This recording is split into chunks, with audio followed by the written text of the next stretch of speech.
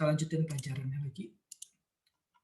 Sebelumnya kita udah masuk di ini, orang seperti apa yang berfilsafat, sekarang kita masuk kegiatan filsafat. Ya, kegiatan filsafat itu seperti apa saja sih? Ya pertama, mudah saja ya. Kegiatan filsafat yang mengajukan pernyataan ya, dan pertanyaan ya. Kalau dari Socrates kan sebuah pertanyaan-pertanyaan itu diajukan. Ya, nanti kita akan bahas Socrates juga, tapi mungkin masih lama sekali karena konteksnya panjang sekali. Kalau saudara tiba-tiba masuk Socrates, waduh, itu ada banyak orang yang ngerti filsafat tapi ngertinya secara ngaco ya. Ya, langsung loncat belajarnya soalnya. Nah, itu mengajukan Socrates sendiri punya ini ya, punya konteksnya sendiri dari kaum sofis. Kaum sofis sendiri punya konteksnya dari negara Athena dan seterusnya, negara demokrasi dan seterusnya. Di situ ada konteksnya banyak sekali. Ya, mengapa orang seperti Socrates itu menjadi Socrates gitu ya. Nah, ini ada banyak ini ya, banyak konteks gitu. Nah, di sini kegiatan filsafat ya. Pertama mengajukan pernyataan dan pertanyaan. Kita merenung, kita diskusi, itu namanya dialektik. Itu namanya filsafat ya, berfilsafat. Saudara sedang menyatakan sesuatu, kalau saudara yang logis ya, manusia kalau menyatakan sesuatu itu kan pasti dia pikir ulang lagi kan. Setelah dia nyatak, saudara nggak bisa bilang gini ya, itu orang ngomong dulu baru mikir. Nggak gitu juga ya. Justru yang benar gini, ketika saudara ngomong kan saudara harus mikir ya, betul ya, itu betul ya, emang salah juga kalau orang yang ngomong dulu baru mikir salah gitu. Tapi ketika saudara selesai ngomong, harusnya saudara juga mikir dong, bener gak ya omongan gue tadi? Itu gitu dong harusnya. Jadi kayak ada analisa pertama, setelah ngomong ada analisa kedua lagi gitu. Setelah analisa kedua pun ada analisa ketiga lagi, apa iya bener gitu. Besokannya saudara masih terngiang-ngiang gitu. Nah itu namanya filsafat, merenung, ya. Kontemplasi, diskusi, imajinasi, dan segalanya itu tuh namanya filsafat ya. Mengajukan pertanyaan. Keagungan filsafat ya ini, keagungan orang yang belajar kalau kata Heidegger, ya bertanya gitu. Kehormatan orang yang belajar ya bertanya. Ya tanda orang yang belajar ya bertanya lah gampangnya. Nah terus juga ini kalau dari ini konstruksi dan dekonstruksi ya. Seorang filsuf namanya Derrida gitu, dia juga mengajarkan ini konstruksi dan dekonstruksi ya. Di dalam Nietzsche juga ada, ketika dia hancurin para agamawan gitu, dia pikir Tuhan, Nietzsche kan begitu kesal ya, maksudnya begitu geram dengan orang-orang teis gitu, orang-orang teis yang so tahu merasa Tuhan bisa dikonsepkan dalam otak yang sesempit itu. Jadi dia mau hancurin itu, mau dekonstruksikan itu, dia mau bangun. Ya jangan inilah, jangan lu jangan merasa so tahu lah gitu. So tahu terhadap manusia lain jangan so tahu. Apalagi so tahu terhadap Tuhan, itu celaka banget orang kayak gitu, so tahu terhadap Tuhan gitu. Nah, apa ya maksudnya?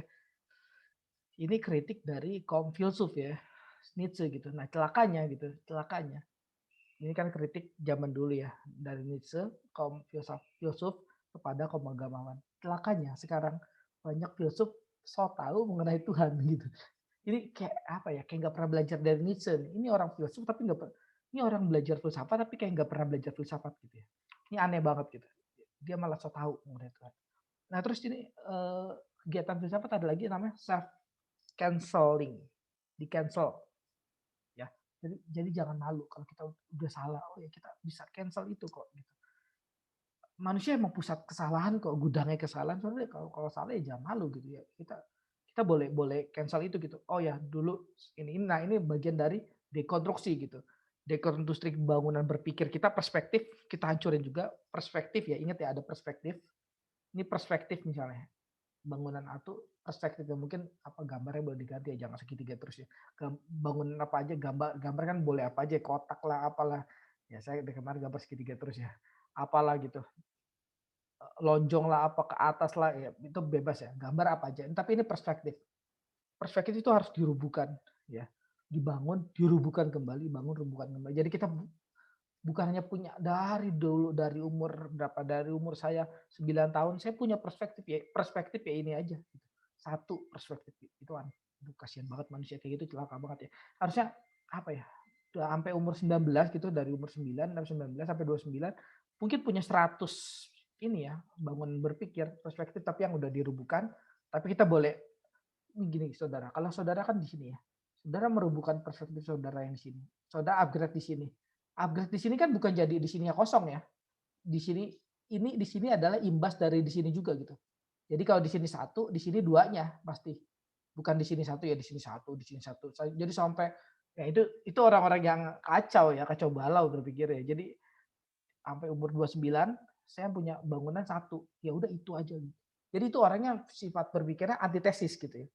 Oh kalau nggak ini ya berarti ini gitu. Itu antitesis gitu. Kalau nggak ini berarti ini gitu. Oh enggak ini, yang mana nih yang benar nih? Kotak apa? Persegi yang mana yang benar nih? Hah? Yang mana gitu. Satu satu satu apa yang mana gitu. Kalau orang yang terus bertumbuh ya, dia bisa hancurin yang ini dan tapi ini konsep ke sini. Jadi bukan pikiran bukan tesis kepada antitesis, tapi kita butuh yang namanya ya kita percaya Hegel ya, namanya sintesis, dialektik ke kata Hegel. Kita butuh yang namanya sintesis, sintesisah, sintesakan ya, sintesiskan ya.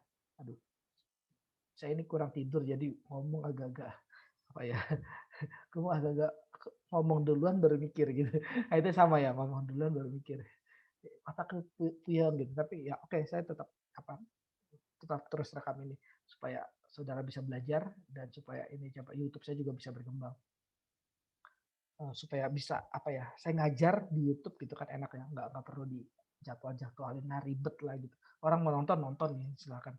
Nah ini sintesis ya, mensintesakan tesis dan antitesis. Jadi di dalam ini ya, Parmenides juga ya, Parmenides ngomongnya, dalam tesis itu pasti ada yang benernya gitu. Tapi juga ada yang salahnya ya, yang salahnya kita buang sama. Antitesis juga ya, sama ya. Jadi jauh sebelum Hegel, Parmenides juga udah ngomong ya. Jadi Hegel Hegel satu hal lah gitu. Saudara kalau belajar dialektik jangan Hegel aja gitu. Parmenides sebelumnya filsuf alam bahkan sudah ngomong gitu ya. Nah, jadi tesis sintesis ya. Jadi saudara ambil dari sini. Jadi di sini kan udah pasti duanya ya. Di sini tiganya, di sini empatnya, limanya. Sampai umur 29 saudara punya 100 perspektif yang digabungkan ya. Tapi di sini ya, yang lain dibongkar dalam arti itu ya, didekonstruksikan dalam arti itu loh, bukan dilupakan gitu. Paham ya saudara? Kira-kira. Nah itu tapi juga hati-hati, kita juga jangan malu, kita punya yang namanya self canceling gitu. Kalau kita katakan sesuatu dan kita salah, ya akui saja kita salah gitu. Mengakui itu ya kalau repentance bagian pertobatan gitu ya, bagian mengakui itu jangan malu, itu bagian dari belajar juga sebenarnya. Ya.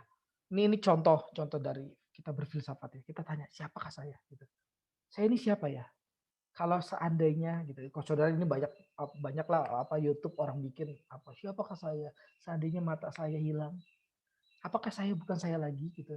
Saya itu siapa? Seandainya ingatan saya hilang, apakah saya bukan saya lagi gitu? Ya intinya siapakah saya gitu? Siapakah saya? Coba saudara siapakah saudara? Akhirnya kita bergumul siapa saya ya? Apakah saya adalah nama saya Henry? Henry banyak, bukan saya doang banyak. Berarti apakah saya Henry, yang lain juga Henry, jadi apakah itu sama atau gimana? Apakah saya adalah timbangan saya, badan segini, timbangan segini, apakah saya adalah, jabatan saya, ya jabatan guru banyak, saya guru banyak gitu. Siapa saya ya? Siapa yang membuat saya menjadi saya gitu? Oh itu banyak jawabannya ya. Jadi kita akhirnya bisa mengerti yang apa yang Hegel katakan. Hidup ini so begitu konkret gitu ya. So begitu konkret dalam arti banyak perspektif gitu.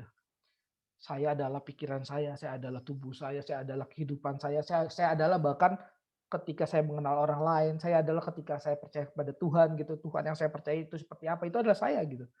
Saya itu berarti bukan dibangun dari satu perspektif aja gitu. Saya itu mungkin ada jutaan perspektif itu saya gitu. Yang sampai jutaan perspektif itu paling unik itu saya, itu bisa membentuk saya. Jadi kalau saudara pakai ini ya, pakai apa namanya, inian gitu, table gitu ya. Table ke 100 mungkin masih ada yang sama gitu. Mungkin saya nggak pernah ngitung juga sih. Table ke 100 misalnya badan saya segini, ini saya segini, gini. Mungkin mungkin masih ada yang nyaru-nyaru gitu. Nama saya Henry, ya mungkin, oh bisa juga bukan ini, bisa kan jutaan orang banyak ya. Tapi mungkin sampai kejutaan baru, nah itu ditemukan siapa saya. Siapa saya di mata Tuhan juga ditemukan. Nah itu jadi saya itu dibangun dari jutaan perspektif ya. Jutaan jutaan cara berpikir ya, jutaan ciri khas bahkan ya. Jadi ya itu namanya berfilsafat, mencoba membangun berjuta-juta perspektif itu ya. Nah ini emang ini ya, perbedaan ahli filsafat dan filsuf ya. Ya kalau orang ya kita kalau apa pintar filsafat ya, itu bisa dikatakan ahli filsafat ya. Tapi kalau belum tentu filsuf ya, ingat ya belum tentu filsuf ya. Nah, kalau filsuf itu adalah orang mencintai kebijaksanaan. Nah, ini pengertian yang kedua. Saya pakai pengertian pertama ya. Nah, kalau ahli filsafat itu jago filsafat, tapi nggak belum tentu filsuf. Karena apa? Nggak tentu punya pikiran. Kalaupun punya pikiran nggak tentu diikuti orang. Ya, jadi dia nggak tentu filsuf.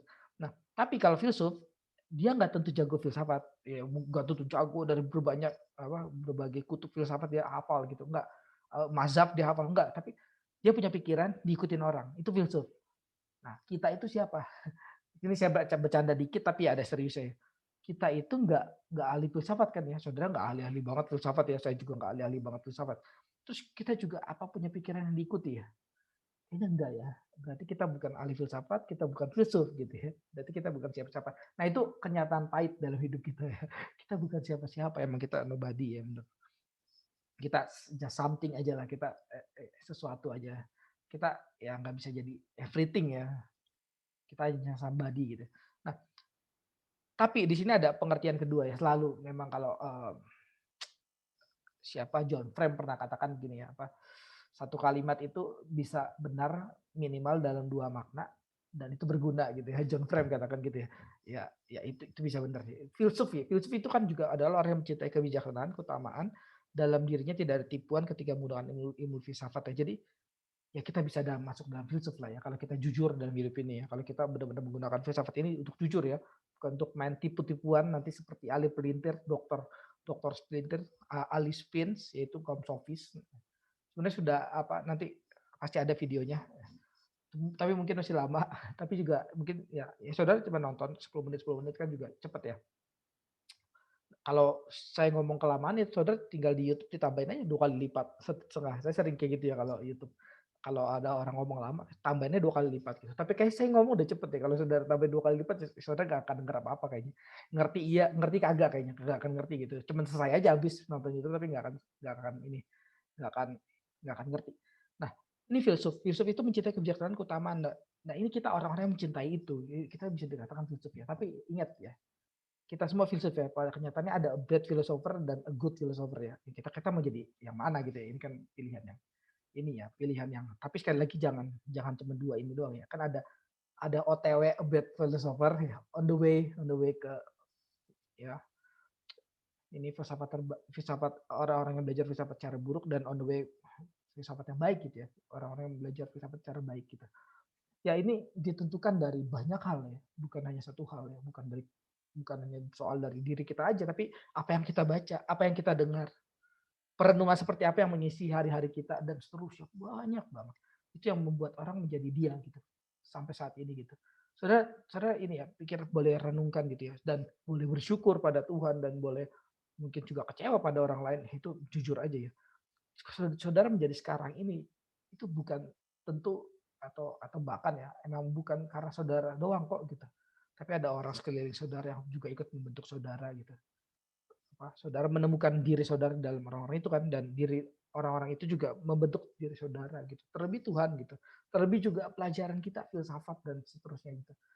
Kita katakan di awal ya kita punya sahabat baru. Sahabat baru kita apa? Filsafat. Sahabat baru kita bukan manusia tapi sebuah kebenaran yang ya kita juga nggak bisa capai sampai habis gitu, tapi kita bisa ngejar.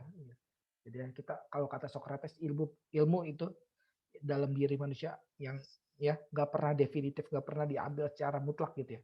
Tapi bisa objektif. Wah, itu membingungkan ya. Bisa objektif tapi nggak pernah diambil secara mutlak. Objektif dalam pengertian di sini ya. Objektif pengertian di sini boleh diambil lagi. Di sini objektif lagi, objektif lagi. Nah itu ya. Bersyukur makanya boleh. Seperti yang saya sudah katakan sebelumnya. Nah, jadi kita semua mau jadi apa gitu. Itu pertanyaan kepada diri saudara, tapi juga kepada hari-hari yang mengisi saudara dan kepada bacaan yang diisi oleh saudara dan seterusnya. Nah, punya di sini ada yang terakhir punya gelar tinggi tapi tersesat ya. Nah, ada orang yang punya gelar tinggi, Pak itu udah doktor loh, doktor filsafat, tersesat. Gak usah filsafat ya, teologi banyak yang tersesat. Pak dia doktor teologi, masa tersesat bagi saya yang S1 atau S2 atau S3 OTW gitu, belum jadi doktor. Gimana nih gitu. Nah ini respon Socrates ya sangat singkat ya. kejahatan tuh lahir dari ketidaktahuan ya. Jadi orang yang orang tuh tersesat karena ketidaktahuan, bukan pengetahuan. Itu pasti dijamin. Orang tuh tersesat karena ketidaktahuan. Makanya dia tersesat, bukan karena pengetahuan dia tersesat. Jadi kamu bayangin ya, saya kasih kemirisannya seperti ini dalam kelas ya. Kau bayangin ada orang udah jadi doktor, doktor berarti S1, S2, S3, ya. Terus ngajar, masih nggak mikir, masih tidak punya pengetahuan gitu. Itu kan miris ya berarti. Ini jadi mindset harus diubah saudara. Ketika saudara banyak belajar, saudara semakin banyak pengetahuan dan pengetahuan itu yang membimbing saudara, gitu. Bukan bukan pengetahuan itu yang menyesatkan saudara. Hati-hati. Yang menyesatkan saudara itu ketika saudara tidak belajar lagi. Nah, itu tersesat gitu. Yang menyesatkan saudara ketika saudara merasa orang yang tersesat, yang pintar itu tersesat dan saudara tidak perlu belajar karena supaya tidak tersesat. Makin tersesat pemikiran seperti itu ya. Hati-hati ya. Jadi kita mau jadi orang yang baik gitu, orang baik, orang yang good philosopher ya kalau kata Socrates. Good philosopher ya ini orang yang mencintai kebijaksanaan, menyahabati kebijaksanaan, keutamaan dan seterusnya ya. Jadi dalam dirinya itu nggak ada tipuan sama sekali. Nanti bedanya Komsopis sama Socrates memang nggak ada tipuan, ada kejujuran dan seterusnya. Kiranya sampai sini ya, saudara bisa merenung terus dalam hidup kita. Mau jadi seperti apakah kita gitu ya. Dan ingat, mau jadi seperti apakah kita itu saya nggak begitu setuju dengan eksistensial modern gitu. Mau jadi seperti apa Anda? Itu kayak motivator ya. Motivator yang goblok lagi, motivator yang barbar gitu ya. Mau jadi apakah Anda? Ditentukan oleh diri Anda. Siapa bilang? Silakan aja lu tentuin diri lu. Tapi lu nggak akan jadi itu karena mau jadi apa kita ditentukan oleh banyak hal. Nah itu kita gunanya belajar filsafat ya. Kita dapat mengerti banyak hal, perspektif dan kita bisa lebih rendah hati lagi karena ya kita tuh hanya satu titik kok dalam hidup ini. Kita aja mau nentuin diri kita aja sebenarnya nggak berkuasa kok. Ada banyak hal lain yang terkondisikan gitu. Harus dikondisikan gitu. Ada banyak hal lain yang kita bergantung padanya gitu ya. Bergantung padanya ya. Jadi istilah bergantung ini bukan hanya dikenakan kepada Tuhan saja dan ya kalau bukan hanya kepada Tuhan saja ya harusnya pada Tuhan juga kita bergantung lah ya. Ada orang yang apa kepada manusia bergantung, kepada uang bergantung, kepada handphone bergantung, kepada Tuhan enggak. Itu gobloknya luar biasa Saudara. Itu orang paling tololnya luar biasa gitu. Kepada mitos-mitos dia tergantung, kepada zodiak dia tergantung. Kamu zodiak apa? Kepada apa? Kepada apa? Kalau orang Cina ya kepada ini kepercayaan-kepercayaan Cina dia tergantung. Kepada Tuhan dia nggak tergantung. Agak-agak tolol orang itu sebenarnya.